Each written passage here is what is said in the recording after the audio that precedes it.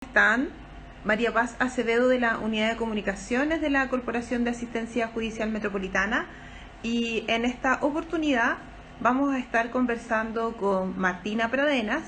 Ella es abogada de nuestro Centro Integral de Atención a Víctimas de Delitos Violentos de Punta Arenas, en la región de Magallanes y la Antártica chilena, y vamos a estar conversando con ella acerca de un tema bastante complejo, bien delicado, pero importante de tratar, y tiene que ver con la atención en los tribunales de cuando los niños, niñas y adolescentes hacen sus declaraciones en razón de las denuncias de abuso sexual. Entonces le vamos a hacer llegar en este momento a Martina la invitación. Ahí se fue la invitación. Saludamos a quienes se unieron a nuestra transmisión y les comentamos. ¿Cómo estás, Martina? Gusto de verte. Hola María Paz, buenos días. Buen día. Tanto tiempo sin verte. Qué rico volver a encontrarnos en este contexto. Sí, la verdad es que es una buena oportunidad para vencer la distancia, esta forma de comunicación. Así es.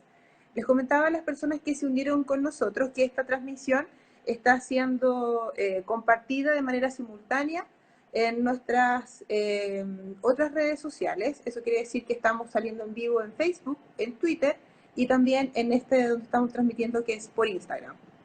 Vamos a hablar contigo acerca de un tema que yo les comentaba, es complejo de abordar, probablemente muy desconocido, y hay muchas dudas y mitos quizás también en torno a aquel, pero por lo mismo que consideramos que es relevante conversarlo contigo, sobre todo con la experiencia profesional que tú tienes y del equipo al que tú eventual también, por cierto, estás representando, y tiene que ver con la declaración judicial.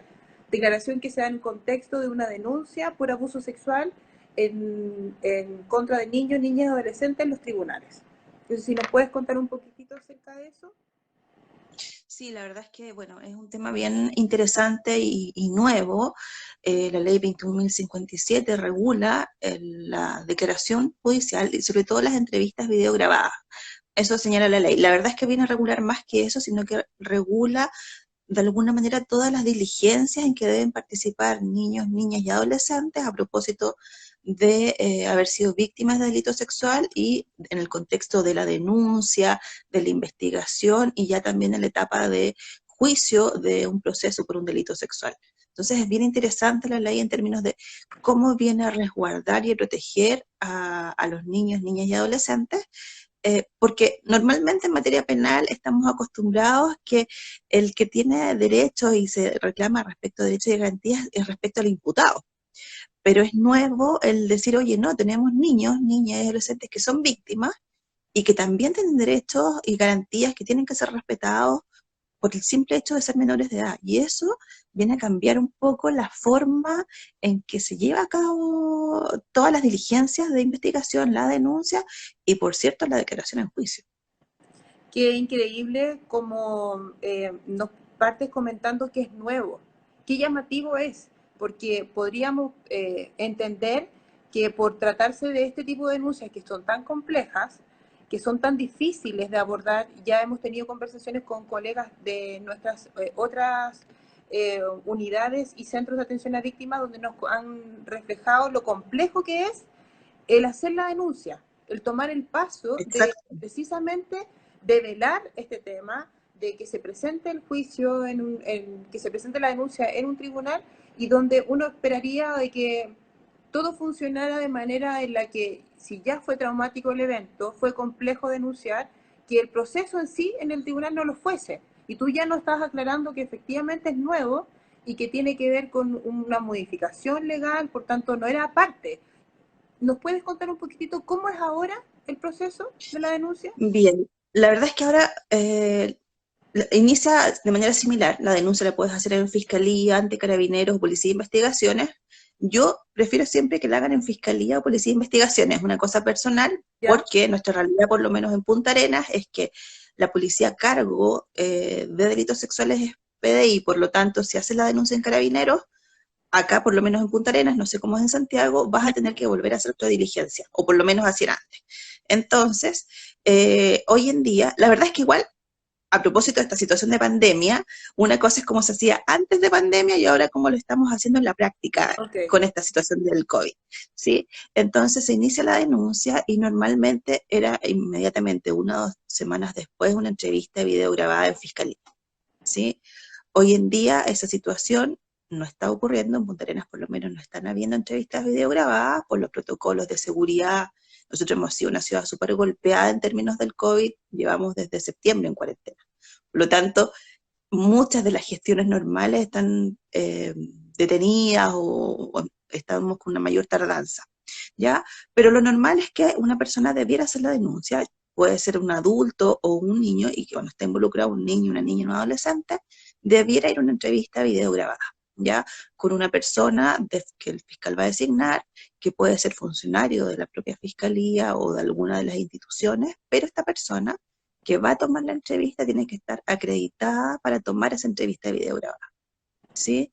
La idea es que dentro del proceso, y uno de los principios de la ley es evitar la victimización secundaria, y que por fin está establecido y reconocido de manera legal, porque entonces ponemos en el tapete cómo las instituciones y las personas dentro del proceso de denuncia y de investigación deben resguardar el no causar un mayor daño en definitiva a quienes ya han sido víctimas de un delito, ¿sí? Entonces ese resguardo de alguna manera es transversal a todo el procedimiento, ¿sí? Entonces comenzamos con una entrevista de video grabada que debiera ser una, eventualmente pudiera haber más si es que hay información que sea relevante para la causa, pero es la excepción, a menos que también el niño, la niña o el adolescente quiera completar con alguna información su propia entrevista, ya, ¿sí? perfecto. La idea es que debiera ser solo una.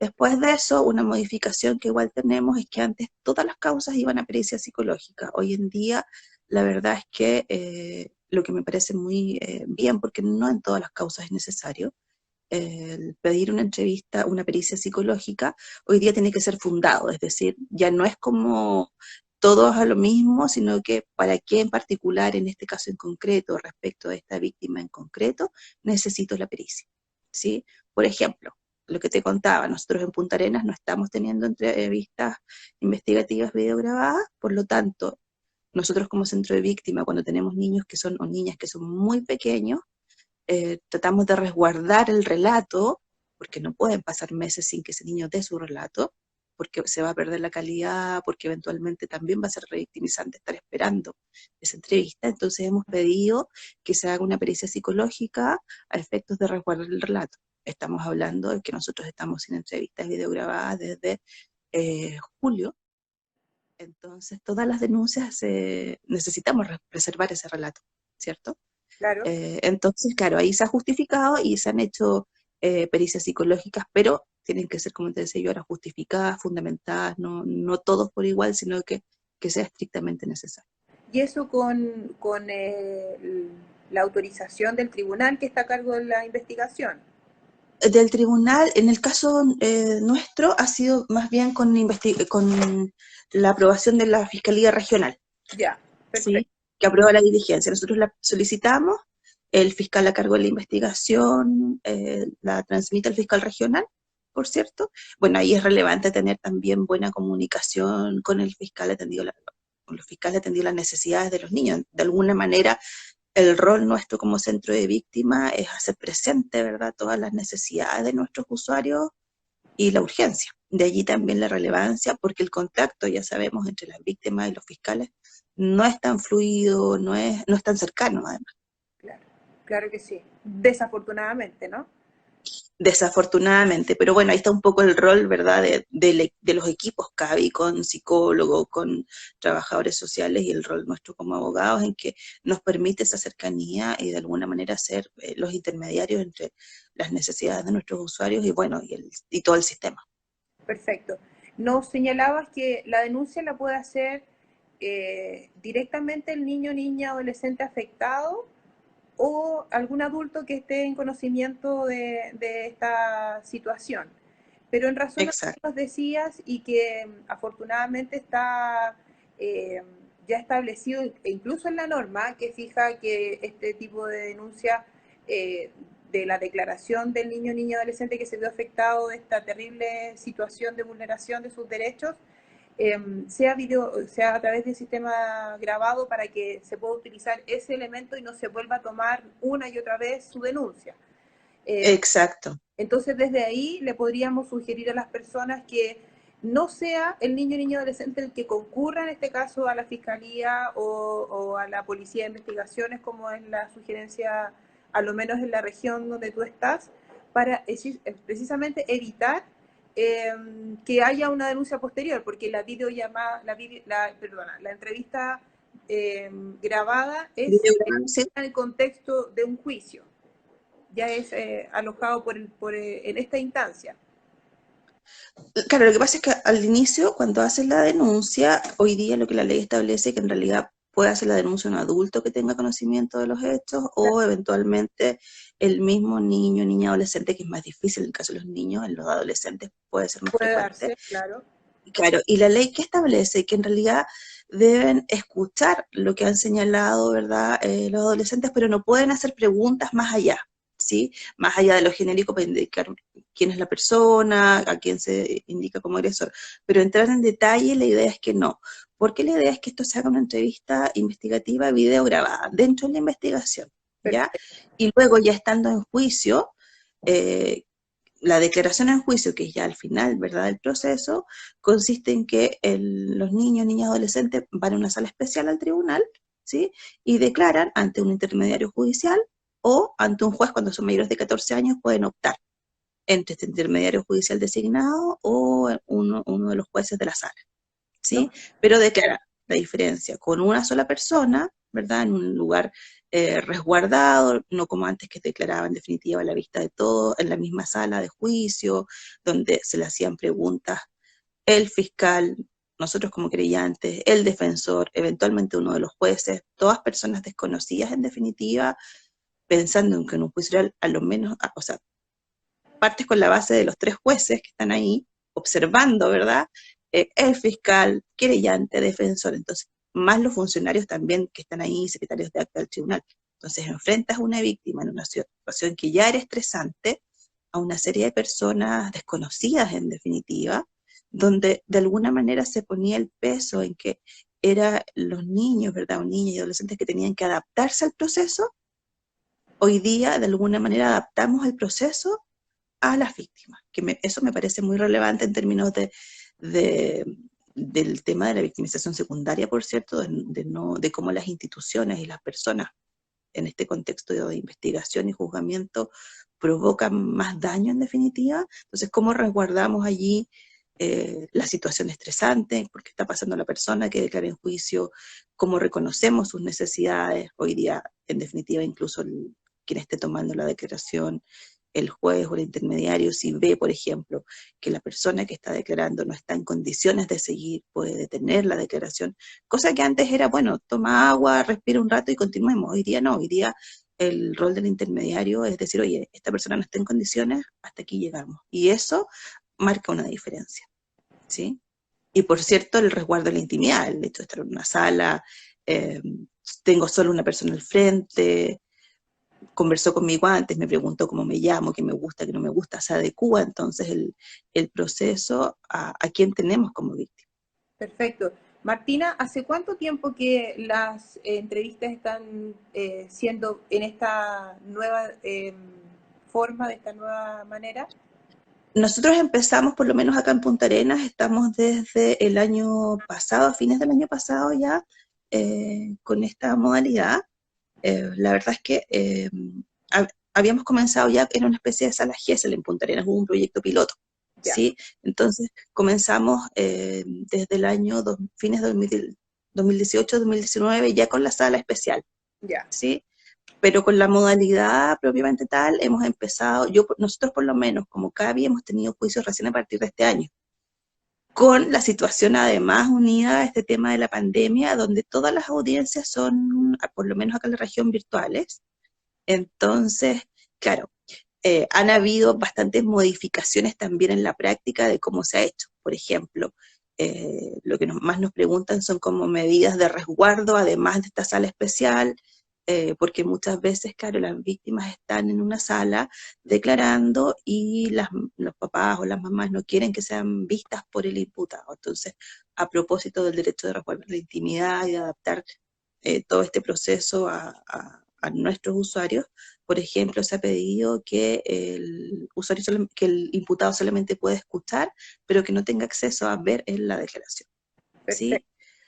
Entonces, esas son ciertas modificaciones que han habido a partir de la situación en pandemia que estamos, de ir adaptando todo, y hay una muy buena voluntad también, por lo menos acá, desde el tribunal, de asumir la normativa y de, bueno, los jueces fueron capacitados, entonces la verdad es que hemos tenido muy buena acogida con algunas medidas extras también para asegurar y para tranquilizar también a nuestras víctimas.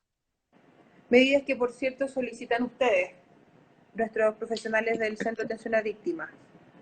Sí, incluso, por ejemplo, a propósito de resguardar la intimidad de las víctimas, tenemos que, por ejemplo, no sé, si de cara al papá o la mamá o quien está a cargo del cuidado personal, también hemos pedido que esa persona de pronto les molesta ver, no quieren ver, ¿verdad?, al agresor, entonces a pesar de que las audiencias son online, se apaga igual la cámara del imputado para que puedan declarar tranquilamente.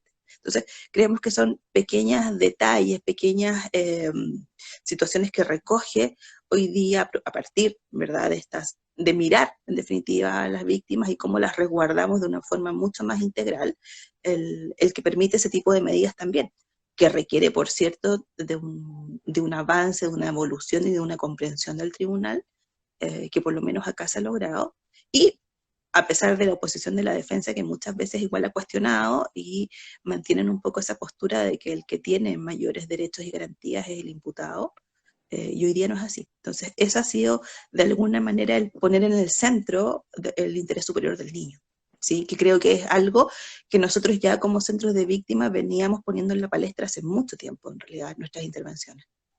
Qué bueno es ya sacar cuentas positivas frente a algo tan tremendo, tan terrible que le Sí. toca vivir a no pocos niños, niñas y adolescentes en nuestro país, ¿verdad? Y bueno, y en el mundo.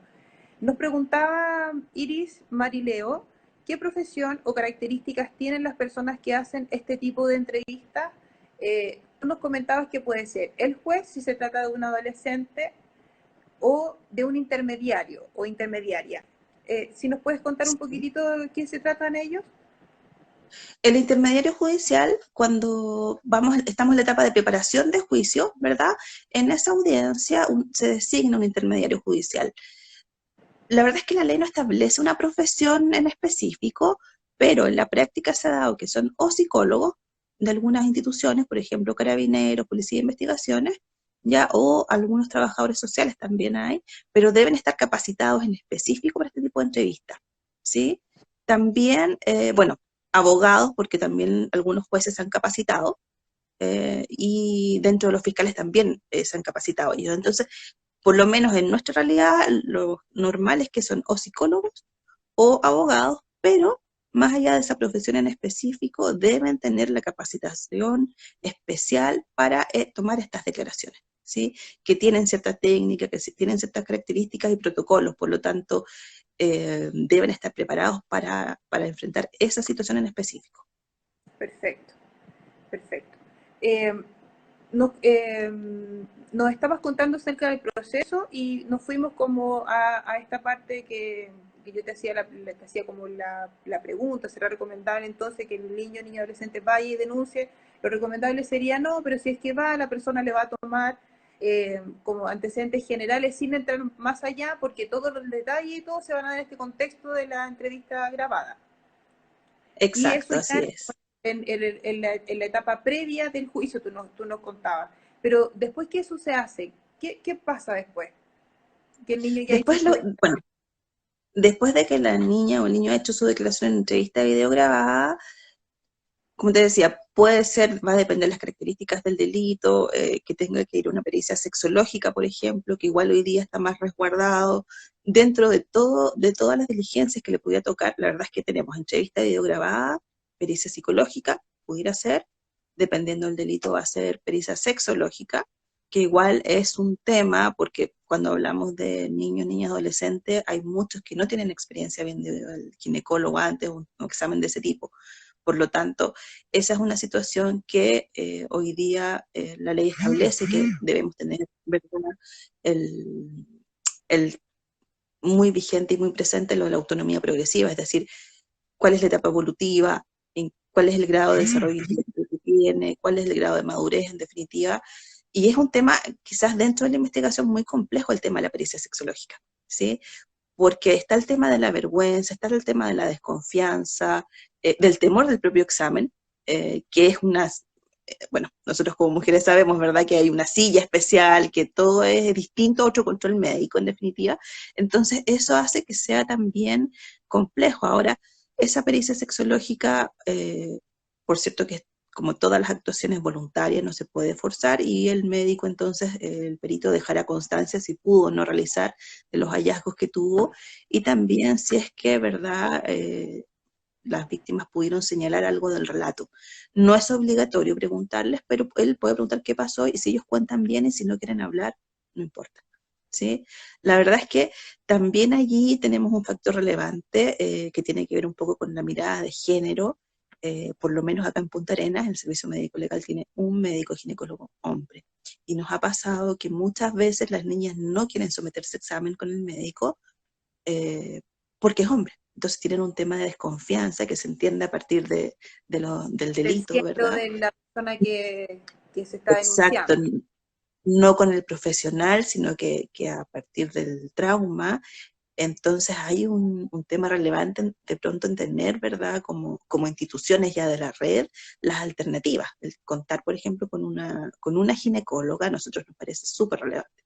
Hemos hecho presente esta situación, pero son detalles, por ejemplo, que creo que el sistema puede mejorar y que de pronto se obvian, ¿no? Y son detalles importantes trabajando con víctimas de delitos sexuales, y aquí hablo de víctimas en general, sabes que no solo niños, niñas y adolescentes, sino que también adultos. Sí, ¿Sí? El cómo tremendo, adaptamos el sistema. tremendo. Y sí, era como, quedamos con la sensación de que bueno que hemos avanzado. Primero, en lo personal, me, ¿Sí? de verdad que me conflictúa el hecho que sea nuevo, que se entienda que es un derecho de Sí, niños, niñas, adolescentes, que deben ser tratados de la manera, de la mejor manera posible en razón del tipo de delito que están denunciando, de lo terrible que vivieron. Entonces ya eso, de lo personal, como te digo, me conflictúa mucho. Pero sí, ya es como alentador el hecho de entender de que la normativa se modificó, que los profesionales se están capacitando, que los propios jueces lo hicieron también, que se adaptó el sistema a los niños, niñas y adolescentes para que su declaración sea lo menos traumante, lo menos compleja y que en definitiva no agudice más aún el dolor, la pena, el trauma, sino que efectivamente sea parte del proceso de reparación que también nos han explicado los psicólogos de tus centros, de los centros de atención a víctimas que afortunadamente nosotros como servicio tenemos y que brindamos sí, esta contención completa, tanto en el juicio, que es la tarea que te toca a ti como abogada, y la atención psicológica que dan nuestros profesionales psicólogos y también la reparación y vinculación con el medio que hacen las trabajadoras sociales en todo lo que es el ámbito intrínseco de su profesión. Pero también, y ahí quería ir a apuntar como a cuáles serían como los desafíos que tú ves en esto de ya casi un año de implementación en tu región, y ya algo nos adelantas, ¿verdad? Que es el tema de contar con más de un profesional, idealmente del otro género, para que esté también esta posibilidad de que si yo tengo un problema asociado a que mi ofensora fue una mujer, y quien me va a atender no sea una mujer, que idealmente sea un hombre, por ejemplo, o al viceversa. ¿Qué otro tipo de desafíos tú hoy día podrías también comentarnos que vislumbras en el ejercicio de esta nueva manera de declarar en los tribunales? bueno, además de alguna manera de contar con una mirada de género en la práctica, porque claro, muchas veces hablamos del tema de género, pero no lo llevamos a la práctica en cosas tan concretas como esto que yo te señalaba. Lo mismo respecto al tema de los psicólogos. Yo he tenido víctimas que no han querido dar relato al psicólogo porque es hombre. ¿Sí? Más allá, llevándose bien con el profesional y reconociendo, no, si era súper agradable, pero sabes que no pude. ¿Sí? El mayor desafío yo que creo, y que la ley lo establece, es dar mayor celeridad y prioridad a las causas que tengan niños, niñas y adolescentes. Eh, Porque ese sí es un tema que creo que ha sido lo más difícil, en definitiva, Te escucho bajito. de, Ahí te escucho mejor. ahí sí, ahora sí, Sí. de llevar a la práctica. La verdad es que eso es fundamental. O sea, por ejemplo, yo sé que todos los colegas abogados aquí bueno, cada uno tiene causas en que son como históricas. Yo tengo una causa que estaba para juicio oral en febrero, ¿sí? A propósito del tema COVID, y a propósito de todas estas situaciones imprevistas, voy a juicio recién ahora, la próxima semana en diciembre. Entonces tengo una niña, la víctima tiene 12 años, que la tuve esperando para ir a juicio, con fecha, ¿cierto? Y todo, desde marzo, con consecutivos cambios hasta ahora. Por situaciones de COVID, que es un imponderable en definitiva, pero aún así, pensando en que ella tenía, por su calidad de víctima y niña, prioridad en la tramitación de su causa, tengo un juicio fijado para diciembre. Entonces, ese tipo de situaciones que tiene que ver con la agenda del tribunal, con cómo priorizamos, con un muy extenso volumen de causas, pero nos muestra en definitiva que lo más complejo es llevar a la práctica la celeridad de las causas. Y ese es un tremendo desafío, porque muchas veces tenemos a niños, en el caso de los adolescentes, es más fácil que uno primero pueda explicar y ellos puedan comprender. Pero en el caso de los niños más pequeños, que lamentablemente están, ¿verdad?, como víctimas, nosotros hemos ido con niños de 5 o 6 años, me parece que es más pequeño que nos hemos presentado en juicio, es muy complejo porque para ellos ya, si la situación, ya han tenido una buena intervención reparatoria en términos psicológicos, tuvieron una familia que los contuvo, para ellos ya pasó. Entonces, llevarlos a declarar 8 meses después, un año después, es muy complejo, o que todavía haya diligencias pendientes, lo que es peor, de hecho, la investigación. Entonces, eso yo creo que es el primordial desafío, cómo realmente damos prioridad a las causas en que tengamos menores de edad y en definitiva mover todo el sistema, adecuarlo para que sea rápido, que es lo que necesitamos. Nosotros como adultos podemos adaptarnos y esperar un año. Un niño pequeño no puede esperar tanto tiempo. Resulta, Martina, el solo paso del tiempo es totalmente victimizante. por supuesto. Desde ahí me surge la duda. Me dijiste, el niño tiene que esperar hasta la realización del juicio para hacer su declaración, entonces no se tomaba la No declaración. necesariamente. Ya, Lo que pasa es que sí, ahí eventualmente uno puede pedir que se le tome declaración antes. Sí, ya, el sistema permite que uno tome declaración antes y no tenga que esperar. Ahora, normalmente lo que hacemos es que, como es un sistema nuevo, estamos probando también cómo resulta que ello en términos de, eh, vamos en realidad viendo allí en nuestro caso, con Jimena Canales, que es la psicóloga de nuestro centro, cómo están también para efectos de abordar esa declaración en juicio. ¿Sí? La verdad es que allí es súper relevante el cómo de alguna manera vamos midiendo los tiempos, sobre todo en la intervención, y cómo también se trabaja para que esta declaración en juicio sea parte del proceso reparatorio, ¿sí? Porque también puede ser que no, que digamos como centro, sabes que esta víctima no está en condiciones de declarar y no va a ser positivo para él o para ella, ¿sí? No, la verdad es que no. Entonces, ahí también tiene que ver un poco con cómo vamos utilizando estrategias entre decidir si vamos a un juicio oral o un procedimiento abreviado, pero también siempre tratamos de enmarcar esta declaración dentro del proceso reparatorio y vislumbrando si va a ser o no positivo. Y ahí tú hablabas un principio un poco de los prejuicios, ¿verdad? De los temores, y de alguna manera está esta premisa de que declarar en juicio siempre va a ser negativo, y la verdad es que no siempre es negativo, muchas veces es muy reparador y liberador también. ¿Sí? Pero eso, bueno, y ahí está la importancia del trabajo integral que hacen los CABI, el cómo se va midiendo eso y analizando por el equipo, con una mirada no solo jurídica, por cierto, que sería insuficiente, sino que desde la mirada psicológica y desde la mirada del apoyo de las redes y de la familia. perfecto. Estamos en la hora, Martina, no sé si hay algo más que quisieras decirnos antes de concluir este interesante tema.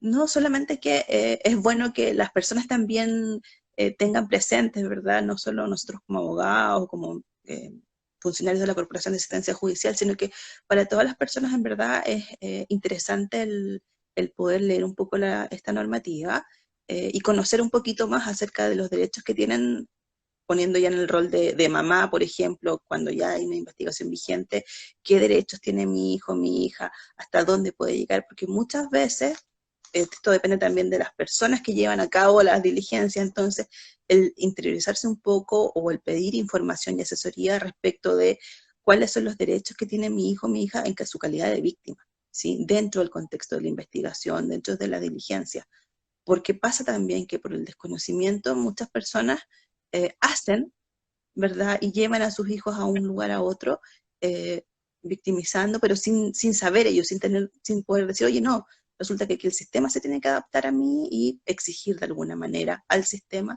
lo que corresponde entregar.